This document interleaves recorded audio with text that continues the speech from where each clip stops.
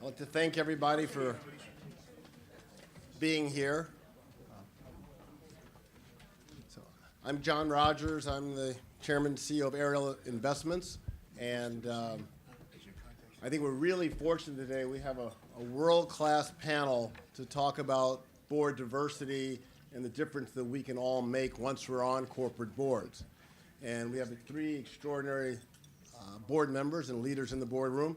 So I will just give a brief introduction of everyone, and then we'll get the conversation going.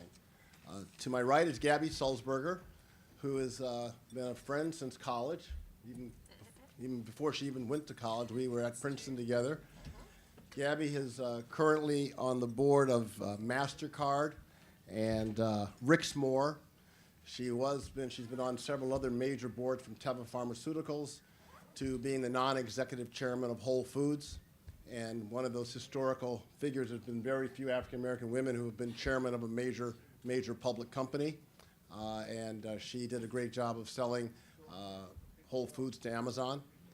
She's also on the Ford Foundation board and has been, again, a real leader there. So she'll have a lot to talk about today. We have Chris Williams here. Chris, as you know, has been a legendary leader in the financial services industry with Williams Capital. He's been on some extraordinarily large boards from big, giant companies like Walmart. And currently, he's on the board of Clorox, Ameriprise, Caesars, which is the one I'm jealous of. I love Caesars Palace. I wish I could be on a casino board. I've never made the cut for one of those fun ones. And Cox. And then finally, Bruce Gordon.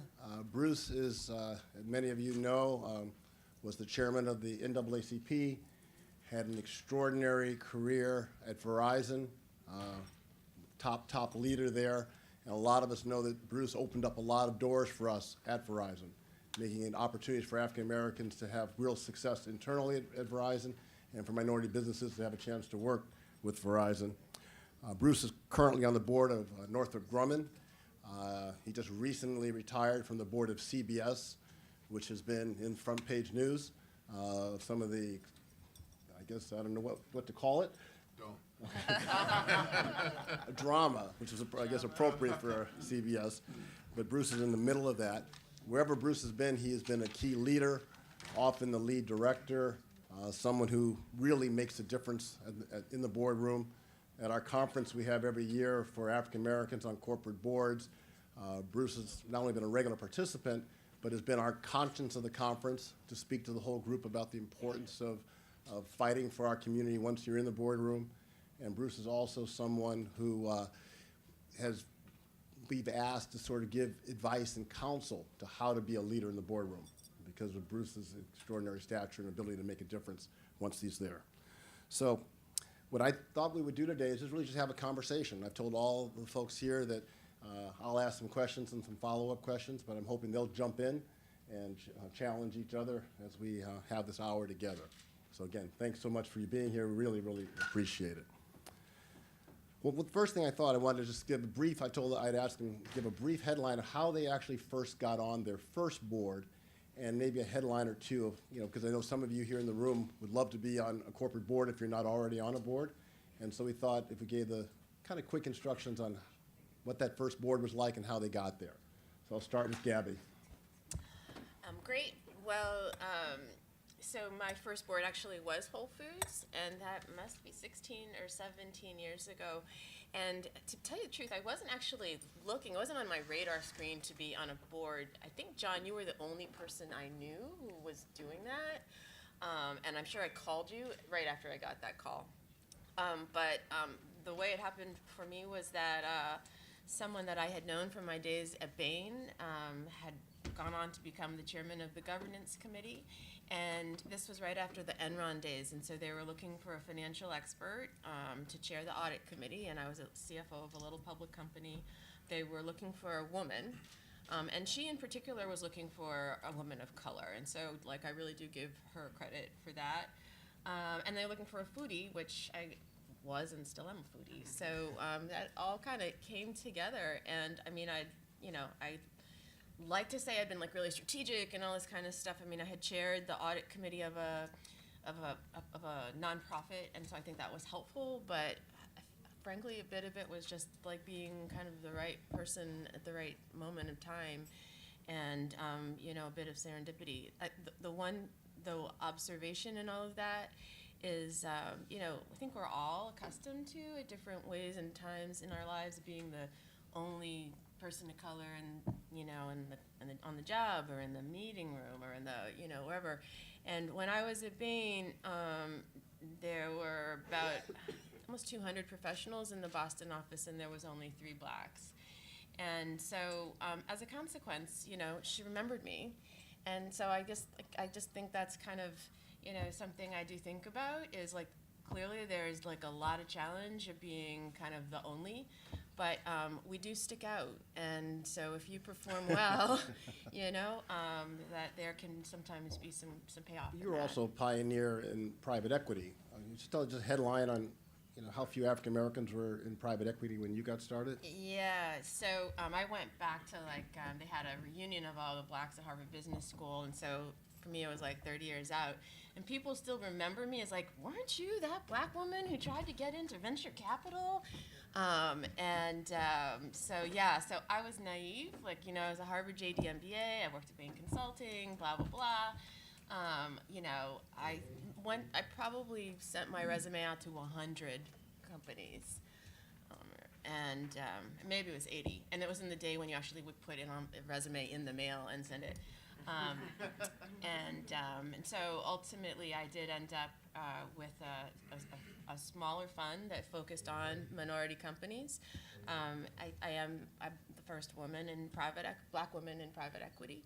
You know, I'd like to say that things have changed hugely in my industry in the last, you know, 35 years.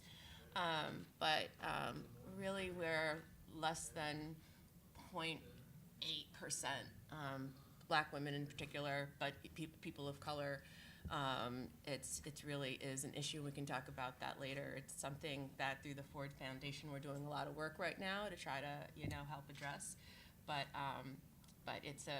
there are a lot of structural issues and challenges in private equity that really kept a lot of us out of the industry for a long time.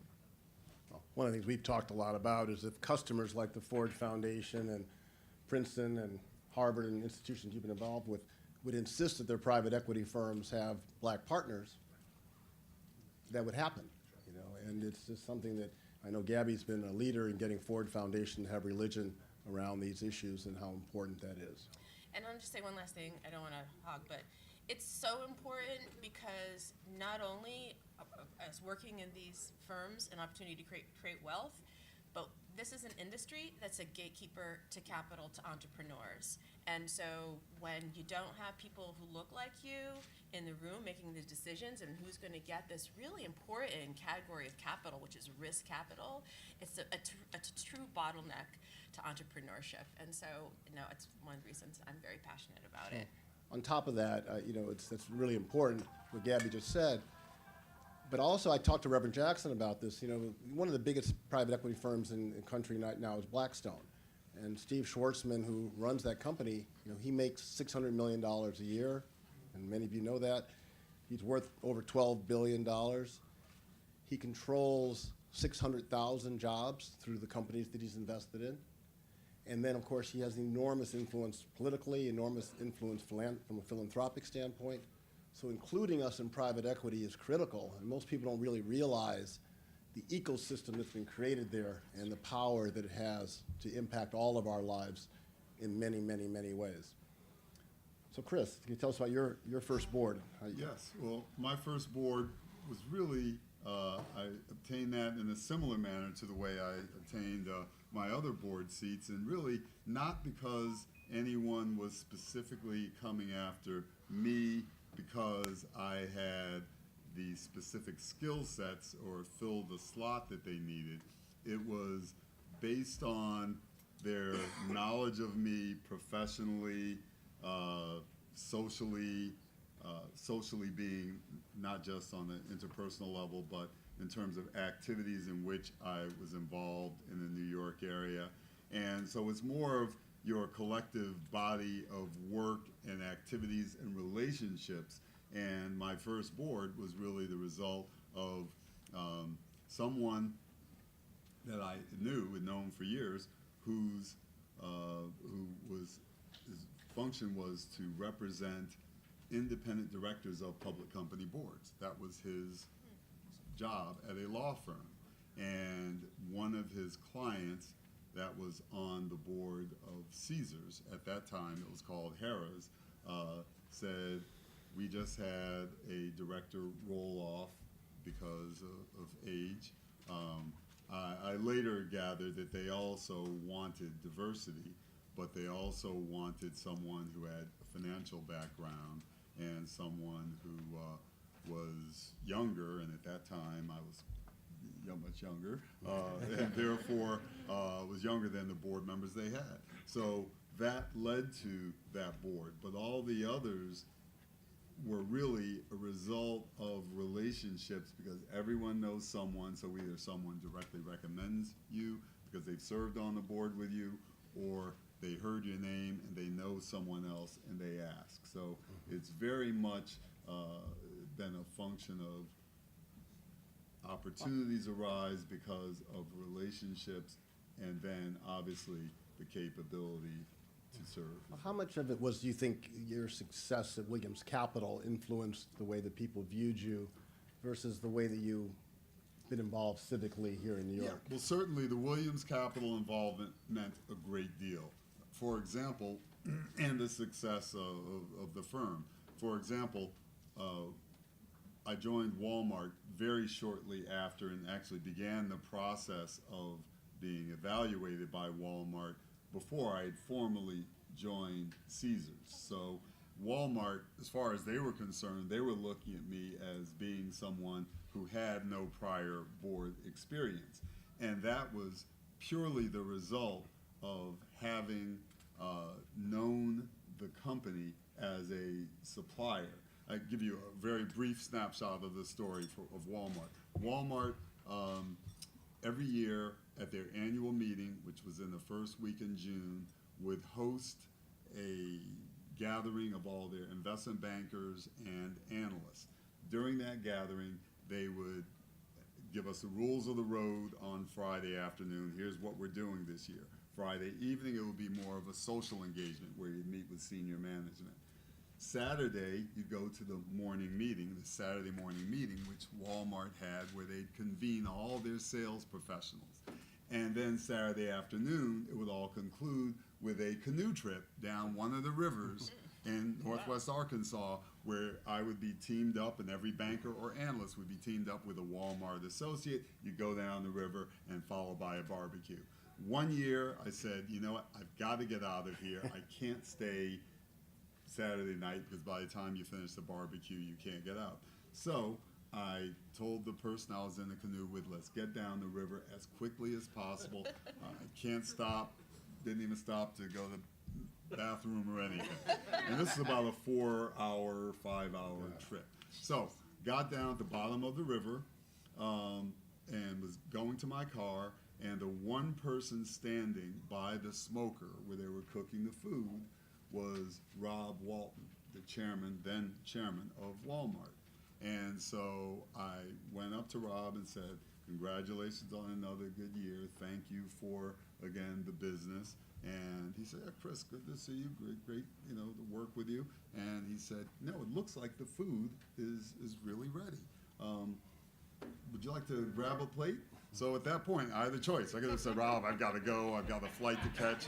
I said, yeah, let's do that. We sat down by the river at a picnic table and had probably a solid hour, maybe a little more than an hour. And as everyone came in from their various boats, no one interrupted us. Now, he was a non-executive chair. He wasn't the CFO giving out the business, but no one interrupted us. So it was really as a result of that Riverside or Lakeside meeting that at the next board meeting they had, which was in their September board meeting, I got a call from their head of HR saying, Rob mentioned you as a person he'd like to ask if you'd be willing and interested in joining the board. Wow. And that was how it came about. It's a good lesson for the young people in the audience. It's so important to show up and often you find an excuse to duck out of the cocktail party or the dinner party or the lunch or in this case the barbecue, and I think that's a really terrific story, Chris. One quick one, just when did Williams Capital start? January 1, 1994. So, Gosh, you guys are, 25 years. all right. Congratulations. Thank you. So, Bruce, your first board. How did it happen? My story is really a combination of the two stories you've already heard. I'd first say that I was not looking for a board. I was hopeful that someday it might serve on a board, but it was not something that was front and center on my to-do list. So the quick answer is I had something that, in terms of a skill set, that the company, which was a Southern company, utility in the Southeast, was looking for. And that was the fact that I had come from and was in a regulated business, Verizon, the telecommunications company. At that point, it was Bell Atlantic. So we had been through a phase of deregulation. The power industry was expecting to go through a phase of deregulation. So they were looking for someone from telecommunications who might bring to the board the perspective of deregulation that they might find valuable. So that was the specific skill set that I had that they wanted. So in terms of this audience and what you might take away from these discussions, I would say to you that I can't tell you how many times people will come to me and say, I want to get on a paying board. I hate that question when I hear it, primarily because the incentive to get on the board, while pay is nice, should not be pay. It should be you think you have something to offer, you think there's an impact that you can make, you think you can do value to the business, to the shareholder, and to your people. So that's number one. And secondly, I think it's hard to go looking for a board. I think that boards find you based upon what they want that they think you have. So that's a takeaway. Sort of the serendipity, which we'll all tell you serendipity stories because it's how it works. The serendipity, and a second takeaway is not-for-profit boards provide great experience and great perspective and great opportunity. They don't pay. Normally they want more of your time than a corporate board does, and they want your money too. But not-for-profit boards can provide great experience and great networking opportunities.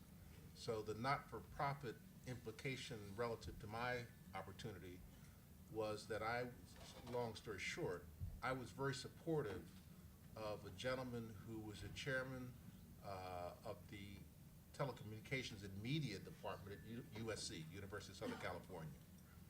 He created an advisory board. He asked me to join it. What he was really asking was not just for me, but for some money. I had access to Bell Atlantic money. I committed those resources. I worked hard on his board. He became a fan of mine. I was a fan of his. He eventually moved to Emory University in Atlanta.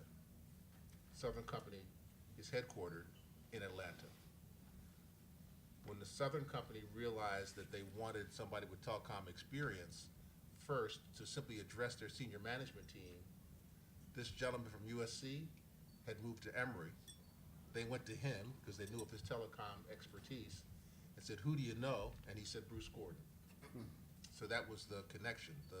The not-for-profit relationship led to an intro to the for-profit corporate world. I went down to Atlanta, spoke to their management team at their annual retreat. At the risk of not seeming modest, I was really good, and they liked me. And so it went beyond just having a speaker at a conference. They said, "Geez, maybe this guy should be somebody we should consider for a board opportunity." And within a week, having left that senior management conference, I got a call from a search firm, said, "We have a client's a Southern Company," and the rest is history. Wow. So I don't think you can look for a board.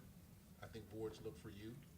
I think what you can do is build a set of skills that will end up being attractive to someone somewhere along the way. And not-for-profit boards and networking and so forth will ultimately lead to the serendipity that leads to opportunities to join boards. And I would just add that to that, I completely agree. And Mellody Hobson, the president of our company, her first board, big board opportunity was Starbucks. And she met Howard Schultz through working for Bill Bradley, the United States Senator from New Jersey who ran for president of the United States. So sometimes, working on a nonprofit can lead to a great introduction, but also working politically, helping a civil rights leader, helping them like Rainbow Push and Reverend Jackson. Both ways can really ultimately lead to great opportunities and great board seats. So Bruce, while you're up, one of the things that I mentioned in your introduction, you've been an extraordinary leader on the boards that you've been involved in. Can you sort of give us a highlight or two of the titles that you've had on the various boards that you've served on, and then talk to us about how you became such an extraordinary leader in the boardroom? Because so many of us sit in the boardroom and don't get on the right committees, don't make a difference. It's like being in Congress. The difference between being Speaker of the House and being a backbencher is huge. And Bruce, you've been able to be kind of the speaker in the boardrooms that you've been able to lead. John, I'd start with the fact that when I got out of college and went to work in corporate America, my mission was to be a social change agent inside of the world of employment. And I believed that corporate America was going to be a new venue for social change and civil rights. And I wanted to participate in that change effort in that new environment. So I went to work not for the purpose, well, I needed to pay my student loans, so I wouldn't say that I wasn't trying to get paid, but my mission was to find myself and put myself in a position where I could leverage the power of corporate America to the advantage of our community. So that was always kind of what I was about. So that when I found myself in a boardroom, the mission just continued. And we, those of us who were early on in joining boards, we were vocal about wanting to join boards because we believed that we needed a voice at the table. And if you just use the table as the metaphor for in Hamilton speak, the room where it happens, boardrooms is where things happen. And if you are committed to representing and using your voice to the advantage and benefit of your people, then it's something that you don't have to work at. You just do it because it's instinctive. So John, what I did realize was that, and I had learned this as a growing executive in Bell Atlantic, I realized that if your colleagues respected you for what you knew about the business and what you knew about your skill set and how you could contribute to the success of the business, then they would also respect you when you spoke to issues that you cared about, like advancing the cause of our people. So I always made it my business to establish myself as a spokesperson for black folks in the boardroom. And I didn't have to be shy about it. I thought that it was just a natural thing for me to do, and I wanted them to think it was a natural thing that they would expect of me. And once we sort of set that understanding, then you just start to navigate how boards operate. And boards operate basically the same way. There's a full board. There are committees within the board. There are audit committees. Gabby chaired one. I'm sure you probably chaired. You chaired the Walmart audit committee. There are audit committees. There are nominating and governance committees. There are human resources and compensation committees. And sometimes there are other specialized committees. So as you establish yourself in the boardroom and you get assigned to committees and you continue to demonstrate your value, at some point in time you'll be asked to chair those committees. And so you're sort of working up the power hierarchy within the boardroom. And that's what I did in each of the boards where I've served. I've been on 8 corporate boards. I've always been a chair of a committee somewhere along the way. And at Tyco in particular, which was a company that was going through a major transformation based upon some misbehavior by its prior CEO. I became the lead independent director there. And I really think that's purely a function of peer respect. At some point in time, your colleagues will look to you, they'll make judgments about you, and if those judgments are favorable, then they will expect more of you, they will ask more of you, and they will expect you to take on leadership roles. And so there's no real rocket science, Well, how John. much- You know, one thing we've talked about before, and you've talked about at our conference, you have a knack of building trusted relationships with leaders on the board. I mean, how do you, because sometimes, you know, if you're the only African-American on the board, you're often the youngest person on the board, you don't know quite how to build a relationship with the white CEO or chairman and get the appropriate opportunities. How did you bridge that and get comfortable, and get them comfortable with you? I think that they quickly recognized, my colleagues, that I was a person who spoke his mind, spoke openly, spoke honestly, and spoke in an informed way. One, two,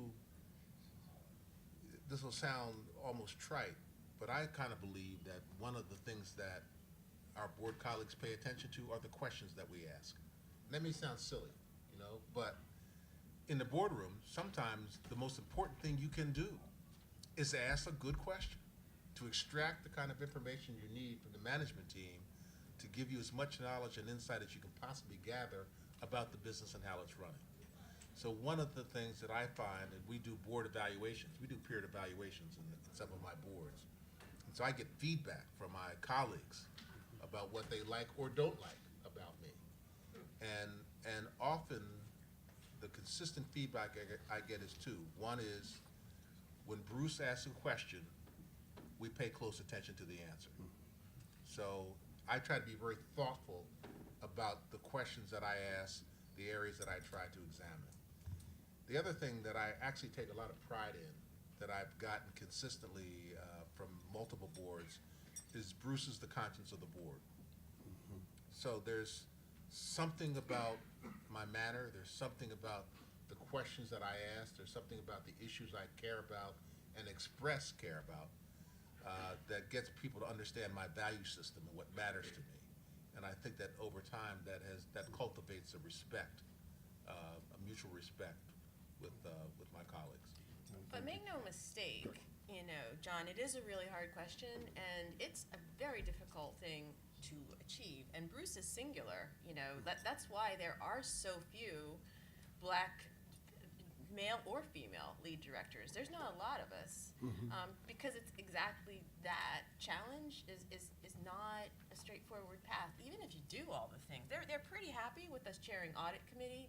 That seems to be okay, like the safe space. But you know, it's power, and you know, power doesn't relinquish without you know a lot of hard work and a lot of pressure. Well, you got to be this historic figure, be the non-executive chairman of Whole Foods. How did you achieve that and get them to relinquish the power to you? If I could add, at a very challenging time in Whole Foods business history too, so. Yeah, well, it was a really challenging time. You know, we were under major activist threat, and you know, as Bruce said, I had a lot of credibility because I chaired the audit committee for like 13 years at that point, and was chair of the governance committee, and so people knew me and respected me. But candidly, like, it was a shitty job. It wasn't like they didn't all want it. You know what I mean? It was a very risky moment in time, and That's right. and I care deeply. I just come to really care about the company, and it's an existential moment. And you know, and I kind of looked around. It was clear I was the best person for the job. Just my background, my experience, the trust that I'd built with other board members and the leadership team. I was by far the most logical candidate, just because of most, So anyway, yeah, but I'm just being candid. So what's been your most memorable moment on a board? Well, I guess I would say it was that, sometimes our greatest challenges are our greatest successes. where you kind of a sense of pride. But we were dealing with a very, very difficult activist who'd taken a 10% position in our company. And they were very clear. They didn't have the long-term interests of the company at heart or any of that, jazz. They wanted us to really put ourselves up for sale, so, and that would give them a very attractive short-term yield.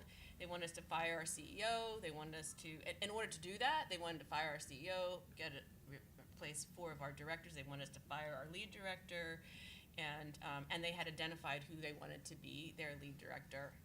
So, because I was chair of the governance committee, and at that point the lead director was kind of a lame duck, I did become, and for all these other reasons, I became the chair, and then the person who had the distinct pleasure of negotiating with these guys, who, it was like kind of almost like out of central casting. Like, you'd go into this room, and so it'd be like me and the attorney, and there'd be like this line, like 5 of them, and they had the shades drawn, so it was always kind of dark, and they tried to like look like it was like kind of this like Darth Vader kind of vibe of like being really tense, and they all wore these black jackets and all this kind of stuff, and it was like, I don't know, I just, like, there comes a point when you're just like, really, like, this is just kind of ridiculous. We're just trying to have a conversation here, and so anyway, they put their proposal forward, and there was a lot of back and forth and jockeying, and I listened, and we did go out and we interviewed their candidates, but essentially what they wanted was unreasonable,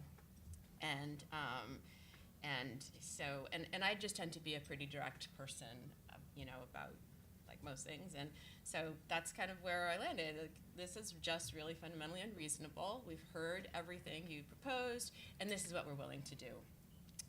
And they kind of, said, like, screw you, we're going to go to war, And so what they really underestimated was that we actually really had a fully formed plan.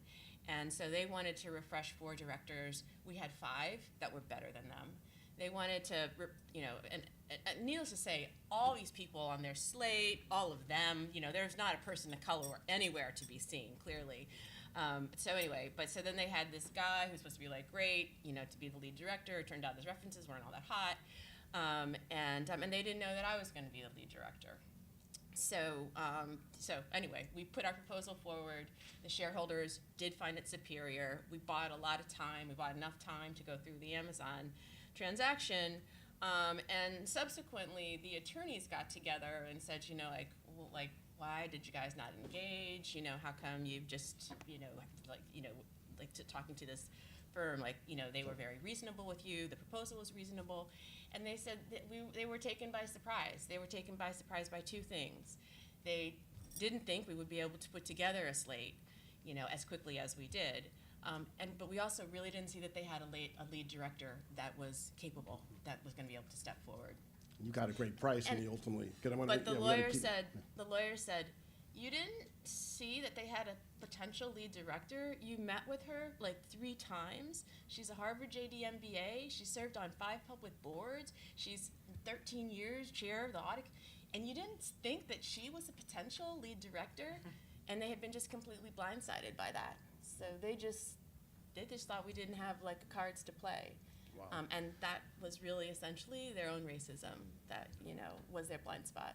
And So, can you tell us what you achieved, though? At the end of the day, by putting you in as the yeah. chairman of the board, you ultimately got a great result for the company, which is what we often talk about, and what Reverend Jackson often talks about, is that when we're on the playing field, great results happen.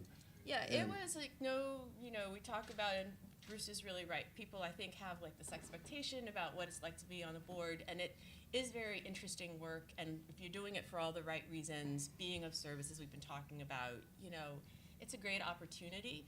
But also, no doubt about it, like when you're going through a crisis, it's a lot of work. This became a full-time job for me for at least 4 or 5 months when we were going through this crisis, and then we needed to do what was proposed, which was explore what our strategic options are. At the end of the day, we do need to get good outcomes, for our shareholders. And when Amazon became an opportunity, then it was my job to take this brand new board along and work with this management team and in a relatively short period of time, because Amazon was paranoid about leakage, negotiate and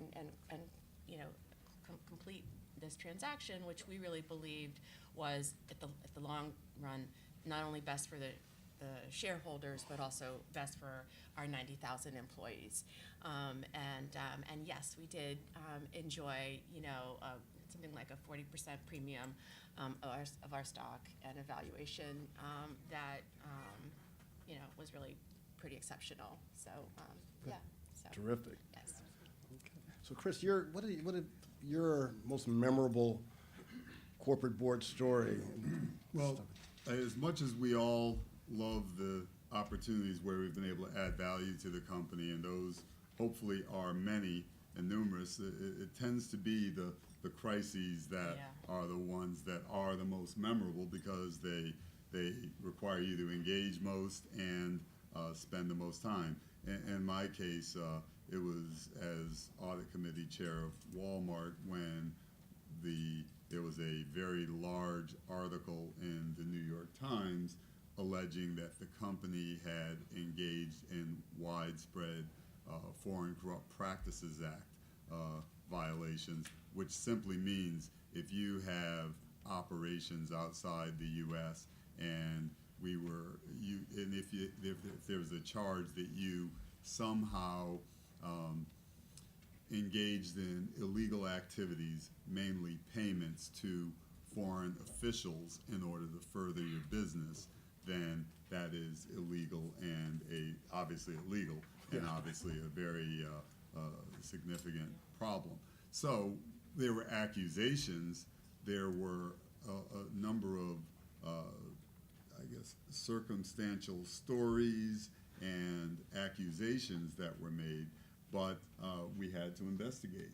So the first thing, the day of the article, even though we knew something was coming, getting the calls from my fellow directors who were concerned about what are we going to do, knowing that as audit committee chair we would be leading the investigation. But the first thing I had to do was think back and saying, if this is true, let me make sure I have not allowed something to happen as audit committee chair that I should have known about.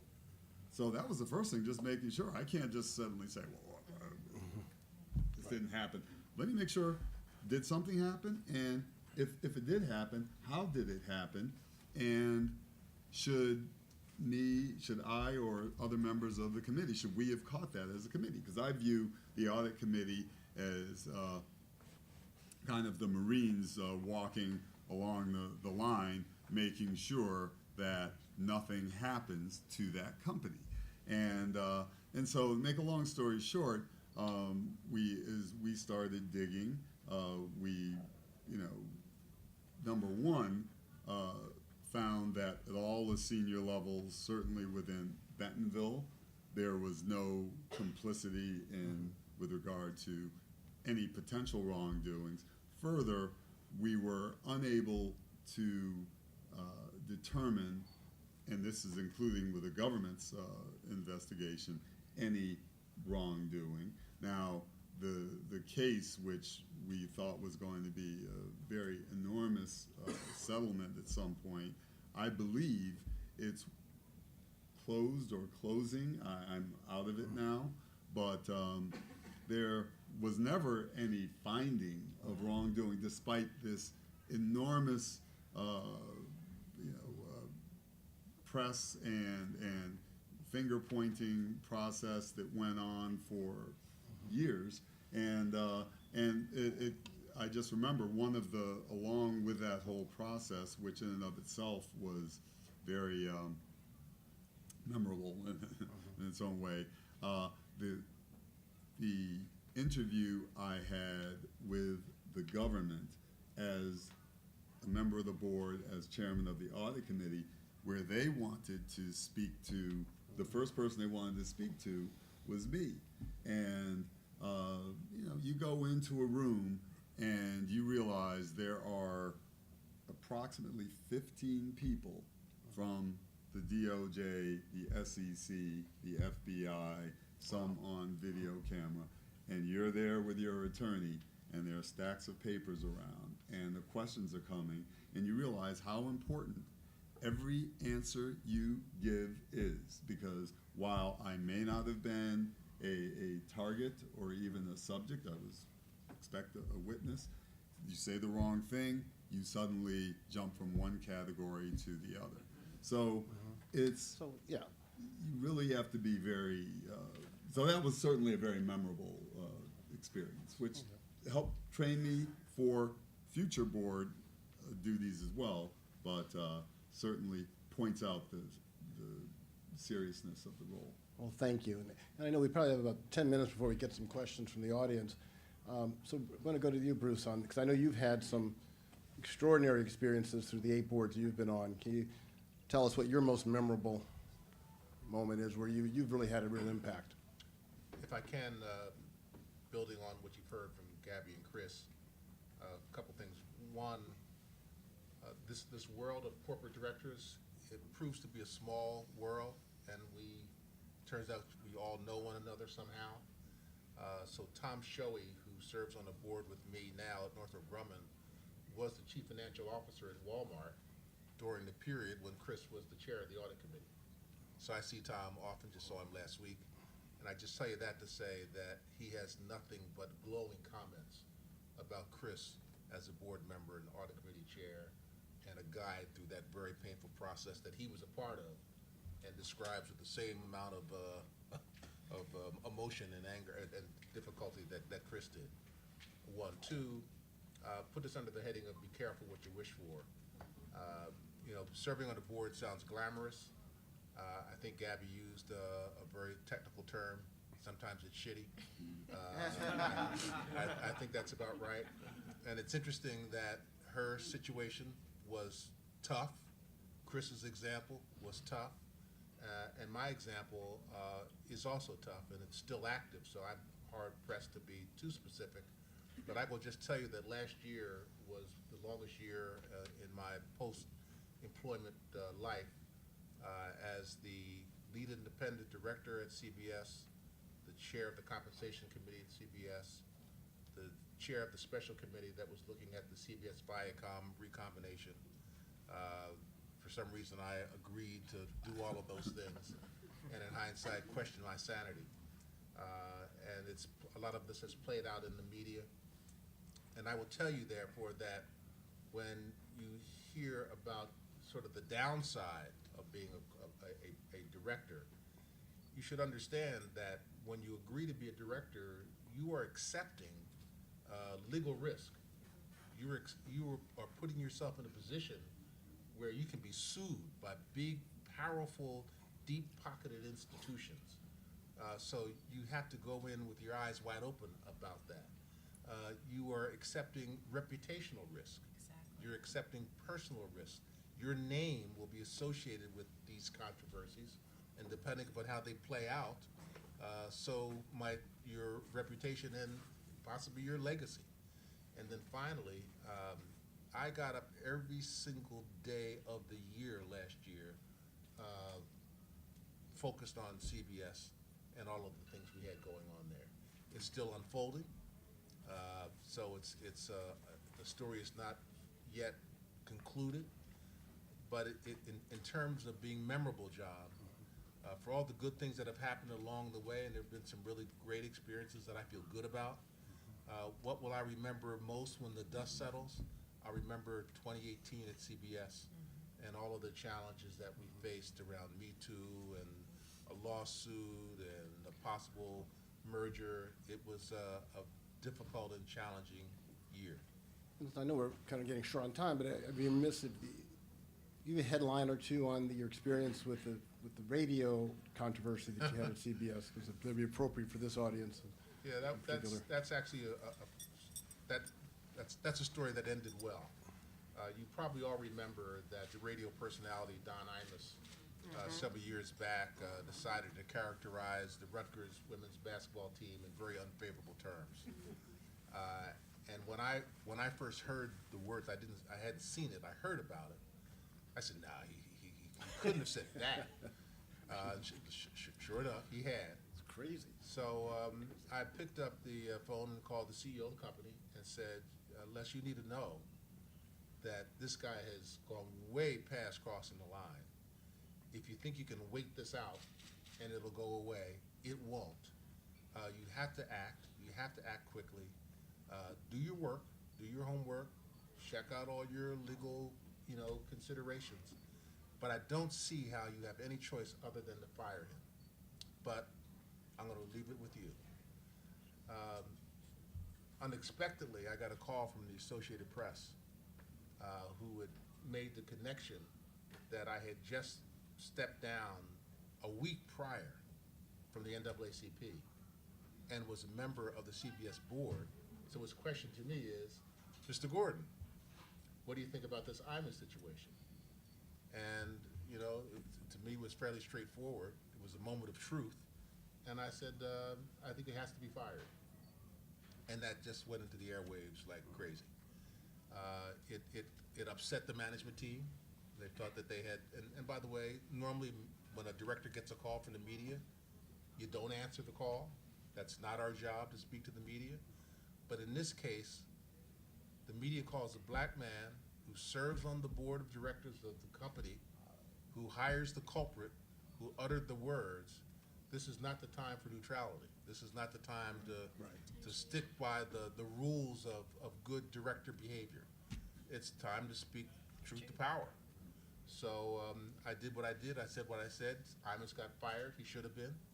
I'm glad that it worked out the way that it did. And it is a great example of a situation. And by the way, this was one case where my board colleagues were not happy with me. So I in fact, in their minds, violated a sort of an unwritten behavior guideline in terms of what directors do or don't do. But that said, if you're in the room and something like that happens affecting our community, we have an obligation and responsibility to speak our mind. And I thought that there was no option but to do that, and Imus left. Well, that leads me into our last set of questions, because that's just, your leadership was so terrific there, Bruce, and it shows how important it is not only to have African Americans on the board, but as I've talked again to Reverend a lot about, we want African Americans on the board who are going to fight for us and make a difference for our community once they're in the boardroom. And that is a very rare thing. Unfortunately, too many of us get on the boardroom and don't make a difference.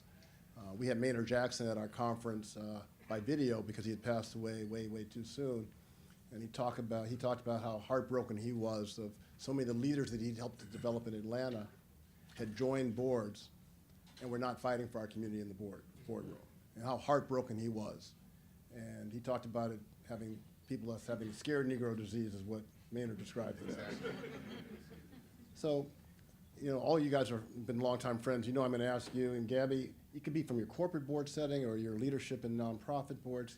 Can you talk about opportunities and brief examples, since we're running short of time, of where you've been able to make a difference for our community in the boardroom? Yeah, and I will also, though, I just want to really acknowledge your leadership in this, John. And I think that there are so many of us. You are a trailblazer in like so many ways, but so much of kind of what I've learned has just been kind of from working with you and the examples that you've set, and you're really clear and passionate about. And so I, just want to acknowledge that. Thank you. But because, we are such old friends, there would be no way I could find myself in a boardroom and not, be that person who asks the question, why do I not see any other, what's the development plan for people of, color in our C-suite? How come I don't see any folks on our audit team? As chair of the audit, I'd like to understand kind of who's on the audit team and what the development plan is for getting a person of color on a partner track and how that's going to affect our engagement. When I see our category of suppliers, like, do I understand, like, how we are sourcing, we're making loans to, innovative entrepreneurs to be suppliers at Whole Foods, and how come I don't see in that pipeline enough that are people of color? You know, I just think that pretty much every discussion, every opportunity we have, that we have to look through the lens of how are we being, how are we representing this community that we care about, and if we're not doing that, then we're just taking up a seat. That's the way I feel about it, and it's unfortunate.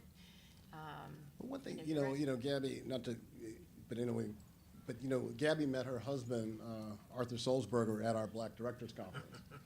So she not only has impact at Ford and all these, she has impact at the New York Times.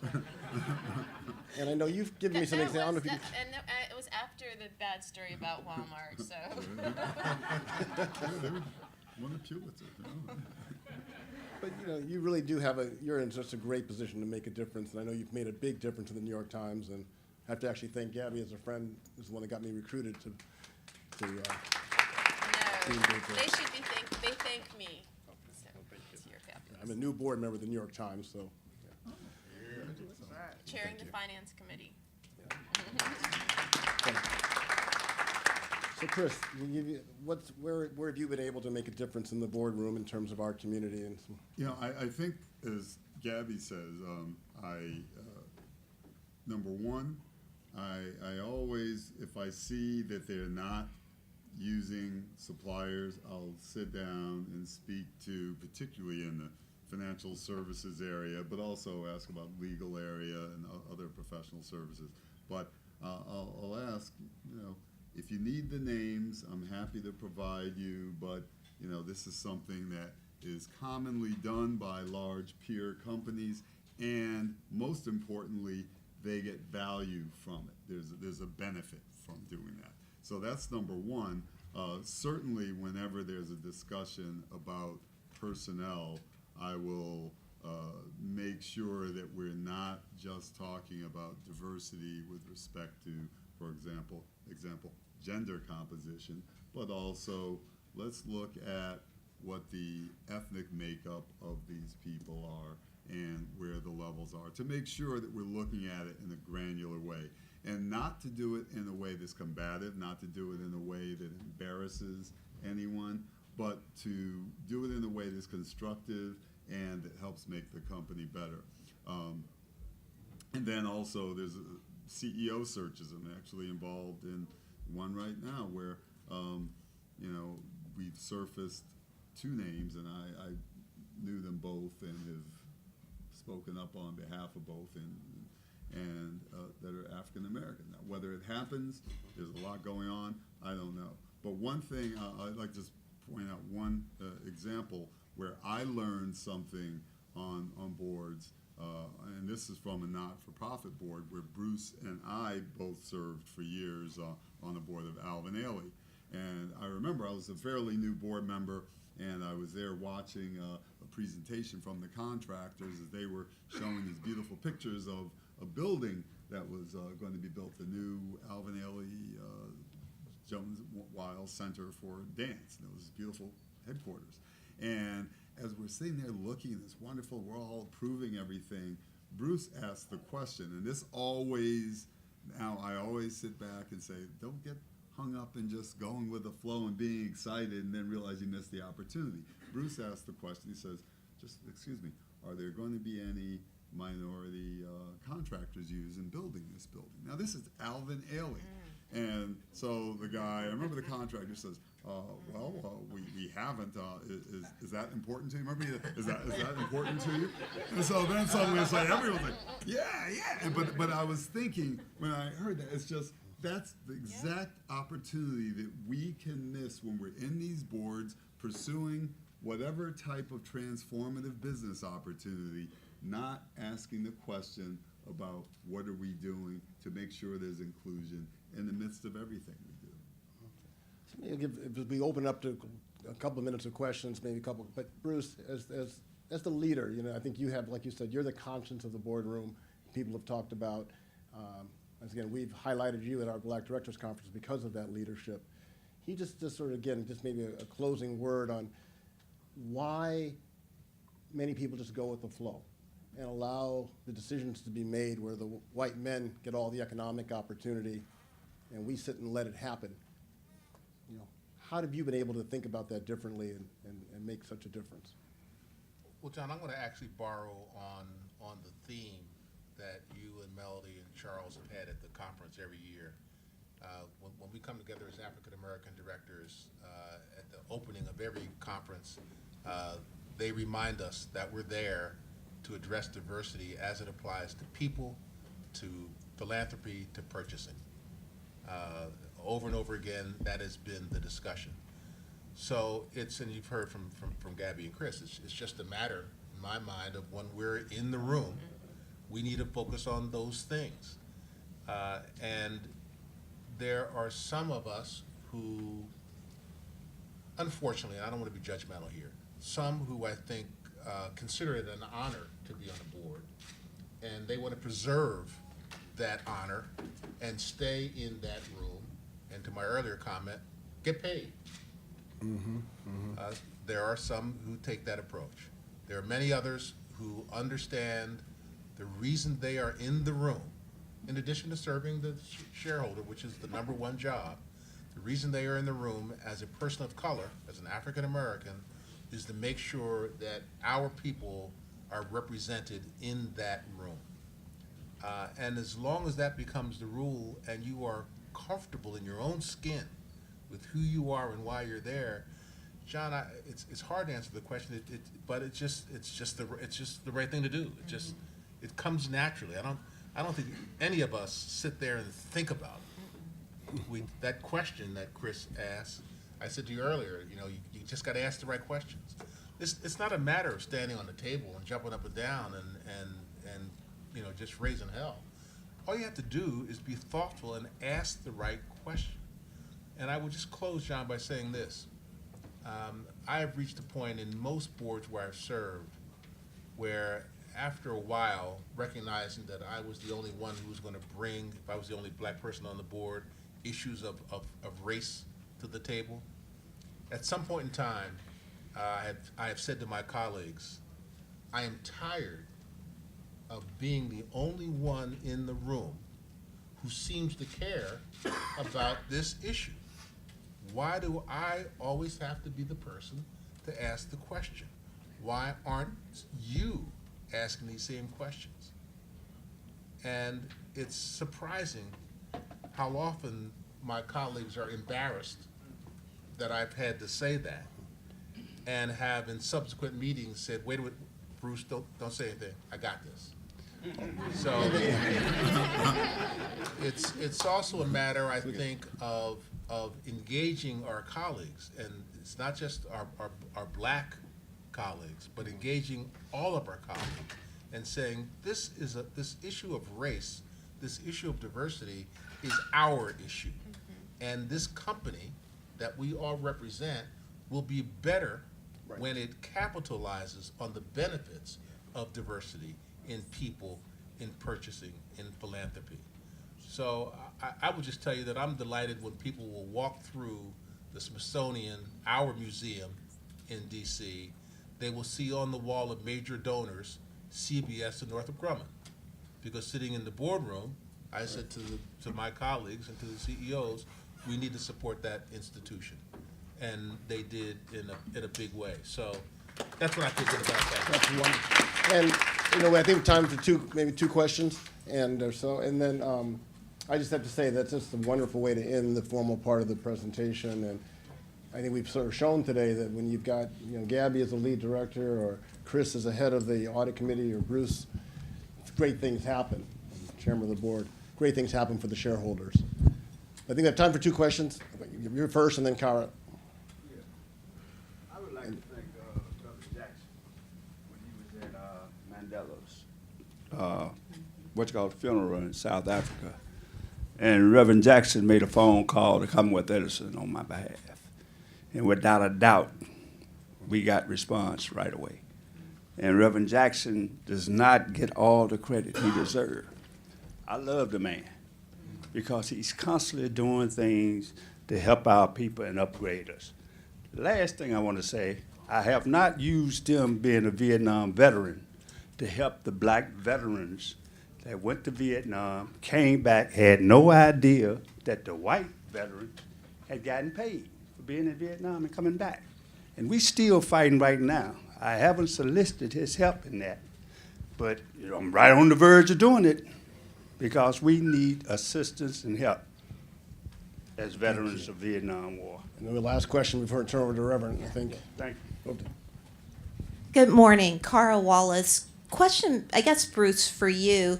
It's something I'm working on right now, and it has to do with the blacks and others that are in the room, and it's a strategy question. You know, and it comes to how do you get you guys to ask the right question when it comes to economics and wealth? And right now, you know, as you look at the pending IPOs, and there are some of your friends that are on the board, and are they, from what I see, they aren't asking the right question about the economics on who's going to be in the syndicates for those IPOs, and the economics tied to some of the firms like Chris's that are going to be there and get basically the crumbs. And then other, you know, when you look at the utility sectors like an AT&T with the $46 billion defined benefit plan, who's managing that money? How do we get you guys to now? It's great. We still need more of you in the room. But for those of you that are in the room, can you all get together and start asking the same questions around economics? And how do we do that? So you've hit on one of my hot buttons, and John and Gabby and Chris know that this is an area that I pursued even as an executive at Bell Atlantic. I met Chris, frankly, didn't know him until I got to New York. I heard his name. He asked for a meeting. We met. I could tell that he was sharp. He had a great business, and we found ways to do business with Williams Capital and what was then Bell Atlantic. Bruce made it happen immediately. That was not just, it just happened. We got a call, they said, we're sending over the contract after I met with them. So mechanically, the way that it's worked for me is I've worked most closely with the CFO, because the CFO normally is the one who has oversight for financial services, for debt offerings, for IPOs, whatever. It's usually in the CFO's office. And I actually have a call into the Northrop Grumman CFO as we speak about one of these opportunities.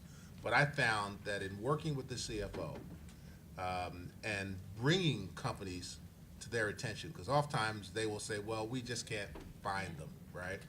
But when you show up with names, with recommendations, even though there's resistance, because it's the easier path is to point to the big firms that everybody knows with these track records, so to speak.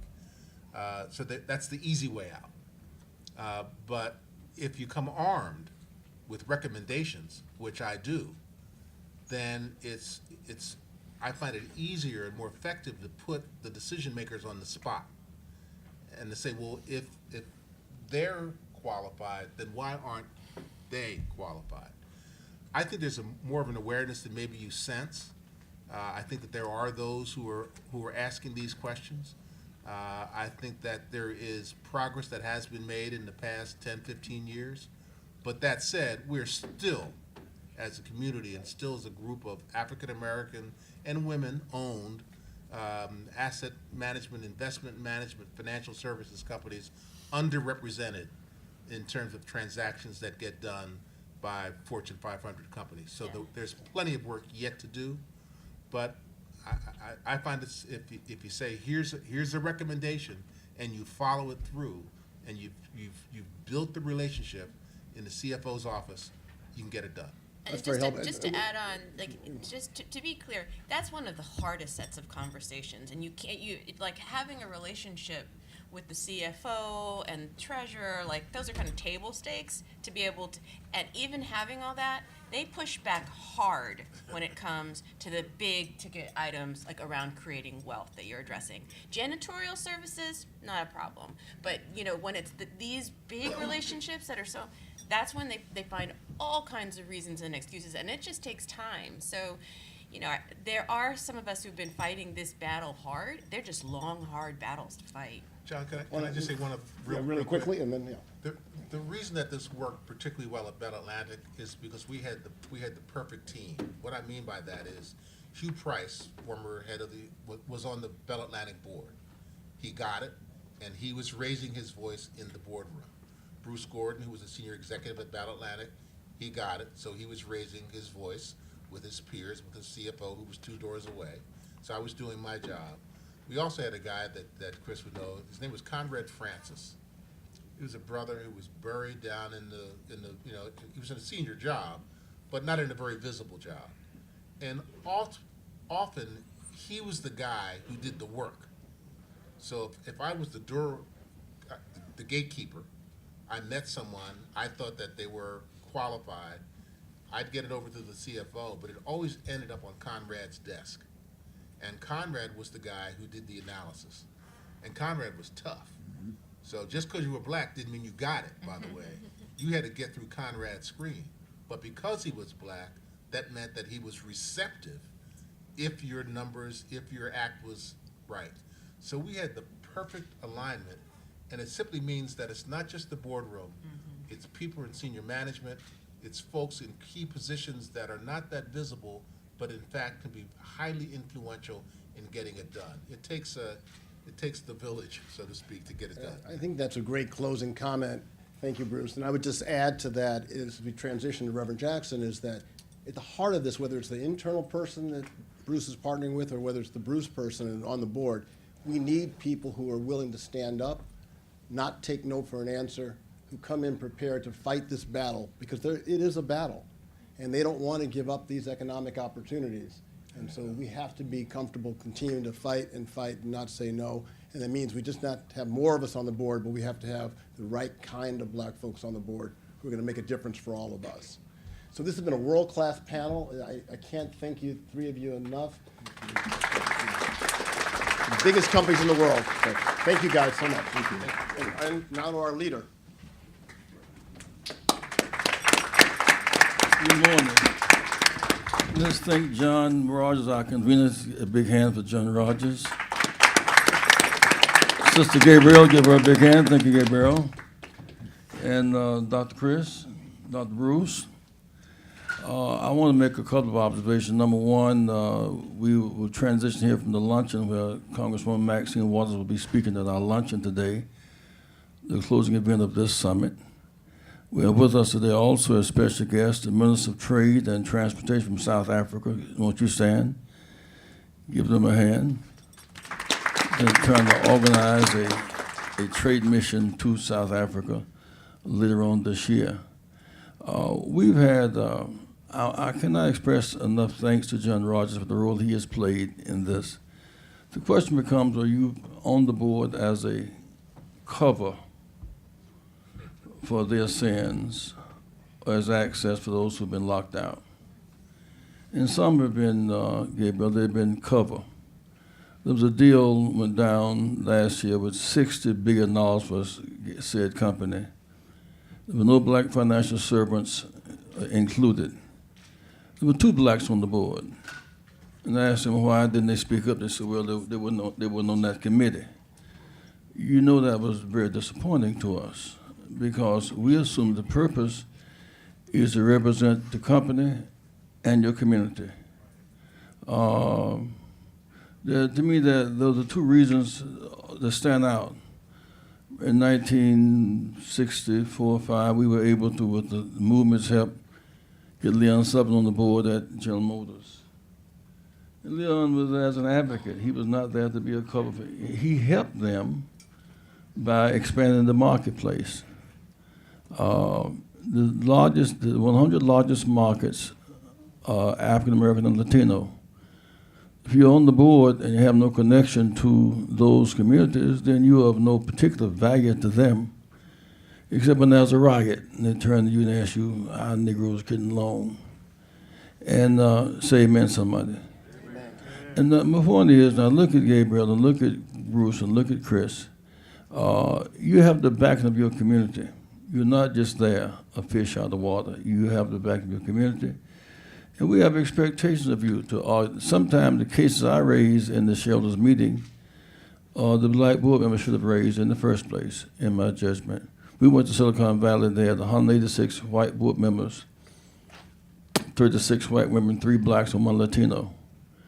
And they had all kind of reasons why we couldn't, we were picketing and we couldn't get heard. So we bought about 3 cents worth of stock in each company, enough to have access to the meeting, when it comes time to talk. And we've gone from 3 to 28 in 3 years. Because now they are looking for black board members because we've never had a problem of underqualified. It's lack of opportunity. You have boards with 12 and 15 white people on the board. Every time a store closed, that was somebody that made a big mistake. The big folks can pay for their mistakes, cover them up, and keep on moving on. They put Ken Chanel on the board at Facebook finally. Well, there's nobody on that board more qualified than Ken, really. Ken has done more than anybody on Facebook's board, including founder. Yeah, they have put Jim Bell on the board at Apple. Nobody on that board has experience that Jim Bell has. Jim is the COO of Boeing and all that. They put, finally, we went to 4 shareholders meeting of the year in a row. Amazon put some on the board last week. Very qualified people. So we have no shortage of qualified people. But we went there. They expect us to raise we raised a different question, Chris. We want to see your EEO1 reports. We found more resistance to the EEO1 reports than we did to the shareholders meeting because that gets into a little more depth and detail. And I want to give a thanks, a shout out to Butch Wing. Where's Butch? Butch, raise your hand. Because we are expanding these options for our people.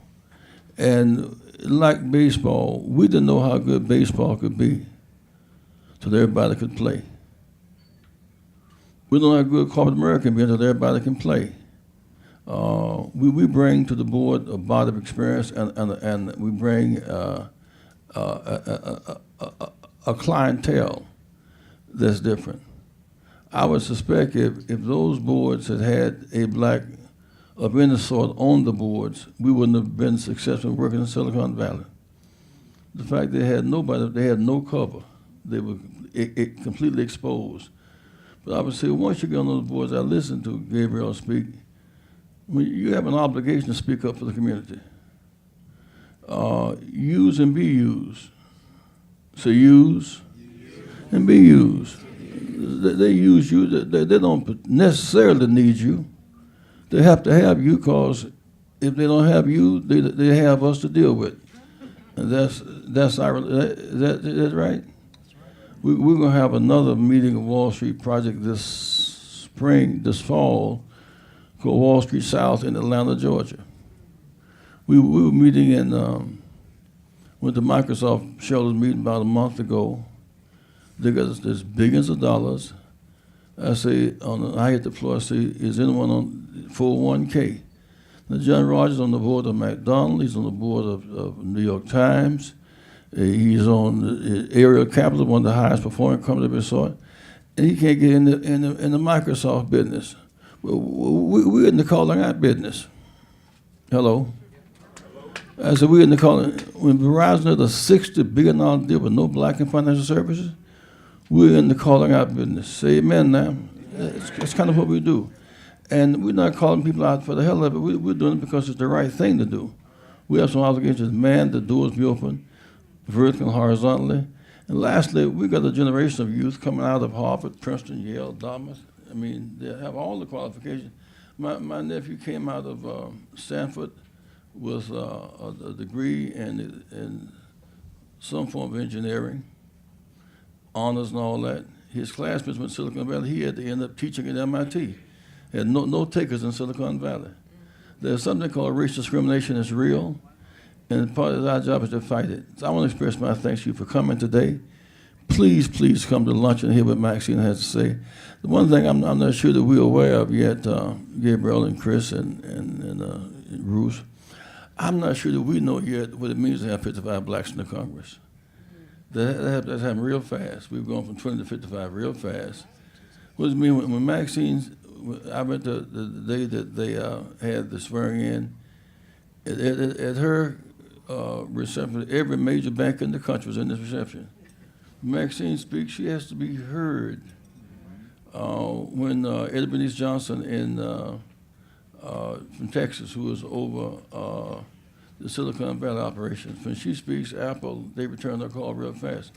We came in 400 years ago as a commodity on the stock exchange on Wall Street. We returned 400 years later much more able to take the interest and say what's good for us is good for America. This land is our land. We have the burden, responsibility, and the opportunity to make this a better America. Thank you. Please go to the luncheon and hear Maxine.